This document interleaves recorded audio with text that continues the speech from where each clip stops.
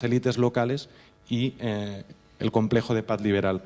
Y lo tercero iría sobre los casos de estudio. Revisando la literatura, realmente uno ve sobre todo, cuando habla de construcción de paz posbélica, casos muy repetitivos. Siempre nos estamos centrando en espacios posbélicos. Bosnia, Kosovo, Timor, Sri Lanka, espacios posbélicos o incluso bélicos, Sierra Leona, Liberia, es siempre lo mismo. Pero de alguna manera no hay un vacío de investigación en espacios donde también el complejo de paz está interviniendo con fuerza porque quiere evitar situaciones de inestabilidad como puede ser Zimbabue, como puede ser Nigeria, donde hay una fuerte intervención y donde también se están produciendo muchos espacios híbridos que están subanalizados o subinvestigados.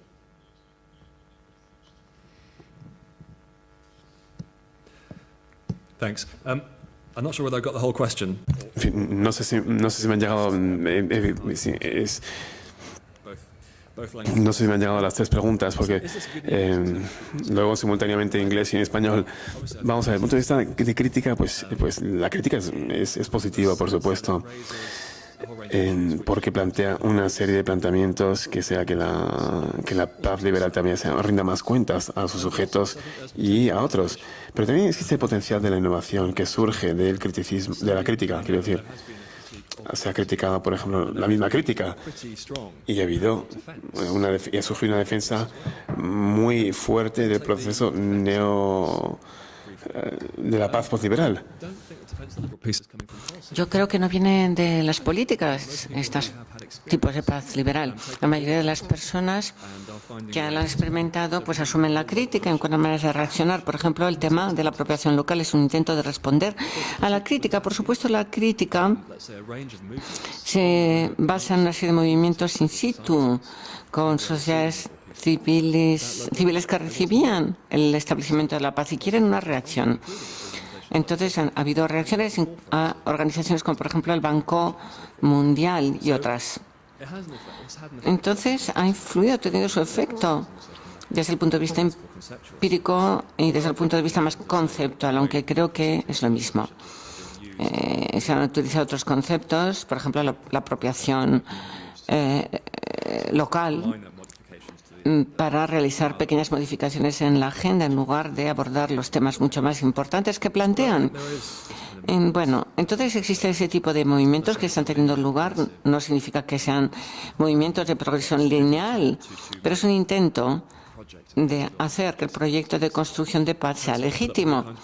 Y muchos problemas, fracaso en la conservación de la paz, en la construcción de la paz, críticas muy fuertes. Algunas críticas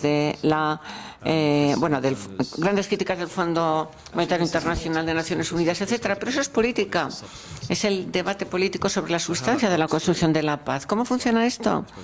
Bueno, esa es la gran pregunta. Lo que pienso es que veremos que esa paz liberal irá desarrollándose y convirtiéndose en algo que sea mucho más útil para la gente y que esté relacionado más directamente con los individuos. Pero la verdad es que no hay mucha libertad política para comprometerse con algunas de estas cosas. En cuanto a la crítica, David Chandler es el principal exponente al respecto. Creo que es una agenda regresiva.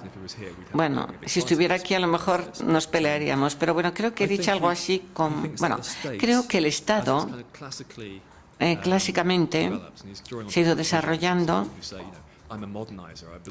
Bueno, él diría, creo en la modernización, soy modernista y el Estado lo puede hacer. Pero creo que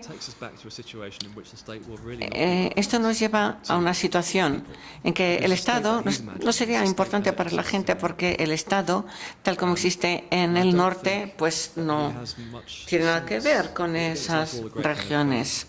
Es como una teorista.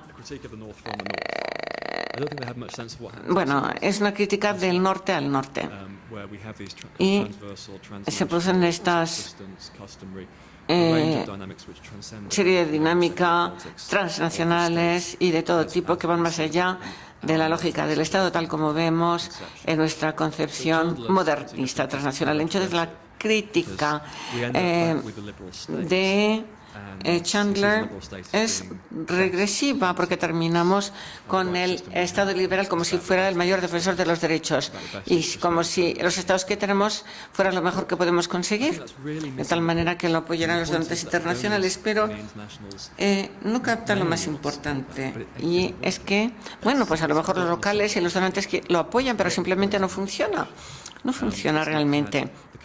No ha recibido o no ha tenido el impacto que pretendía tener. Se dice que así se legitima la intervención. La crítica, bueno, pues necesita aclararse todavía más, pero es buena noticia en mi opinión. Yo no veo que se esté creando la paz, la arquitectura necesaria. Creo que no están reaccionando de manera adecuada los organismos como Naciones Unidas. Bueno, puede funcionar en ciertos aspectos, necesidades, derechos, etcétera. Pero hay versiones contextuales.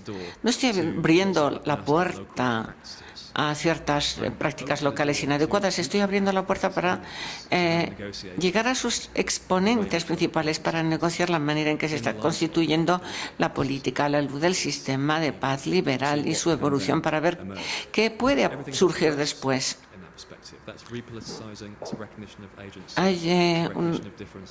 Pero está siendo reconocido por distintos organismos. Están reconociendo también los aspectos cruciales de la experiencia liberal que hemos aplicado, y bueno, algunos aspectos están funcionando y no hay duda. La construcción liberal, la paz liberal puede tomar esas críticas. Algunos piensan que la paz liberal es tabú y critican el sistema, Naciones Unidas, las instituciones.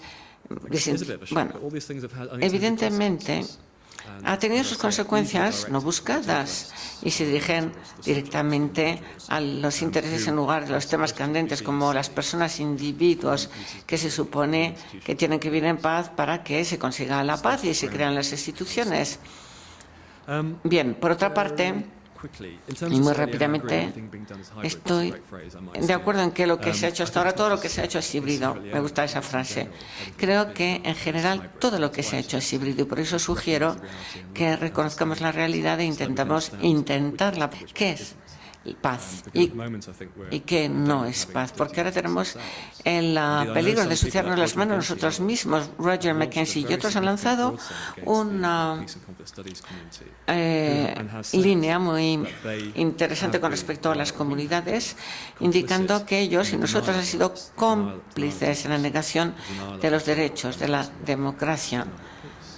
Porque negar los derechos, el bienestar, es negar la paz. No utilizan los canales adecuados para la construcción de la paz. Bueno, porque muchos han pensado los locales son terribles, son bárbaros, no tienen conocimientos, no podemos comprometernos con ellos, o no tienen instituciones basadas en su identidad, etcétera. Hay todo un catálogo de cosas terribles que han sucedido en esas regiones. Y el tercer punto, bueno, no estoy muy segura de haber contestado bien a la pregunta, pero está ese comentario sobre lo vacío de lo local, esa especie de caparazón vacío en la construcción de la paz desde el punto de vista internacional. Bueno, lo que pienso sobre el liberalismo, mi argumento es que no hay un vacío, que lo local no está vacío, porque suceden muchas cosas. Todavía no entendemos las cosas bien. Y si se trata de una etnografía institucionalizada de trabajadores en campo y les hablamos de ese vacío, pues no estarán de acuerdo. Creo que hay una serie de cosas interesantes. Y si se presta atención a lo que piensan en las personas que llevan mucho tiempo trabajando in situ, veremos y nos dirán que no hay un vacío. Estas personas, bueno, pues sí, quizás en sus discursos vacíos, pero no en lo público. Ello, privadamente, reconocer las críticas de la paz liberal y sus insuficiencias, sus déficits y una serie de cosas que se pueden limpiar, quitar sus interacciones in situ. Pero las causas profundas están cambiando muy lentamente y además son lo que dictan el desarrollo de las distintas posiciones. Como hay casi una culpabilidad colonial, postcolonial, y casi un síndrome de culpabilidad entre los que trabajan en la construcción de la paz. Hay ansiedad en lo que hacen. Y lo que, bueno, les preocupa lo que significa en privado, lo que significa en sus relaciones con lo local, como las ONGs y distintos actores que están actuando in situ. Hay un vacío desde lo que se refiere a los operadores. Pero si ampliamos la perspectiva, vemos que hay cosas muy interesantes que se están haciendo. Algunas de ellas pues, pueden ayudar a la construcción de la paz. Y sobre todo las formas de subsistencia, en las formas de subsistencia de la economía que suelen hacer culpables o responsables a los nacionales. Incluso en las campañas ha surgido una serie de operaciones como resultado de ese estilo distante de las Naciones Unidas u otros donantes, como por ejemplo el Banco Mundial, etcétera. Son formas que deben reconstruir el proyecto si es democrático y si le importan los derechos.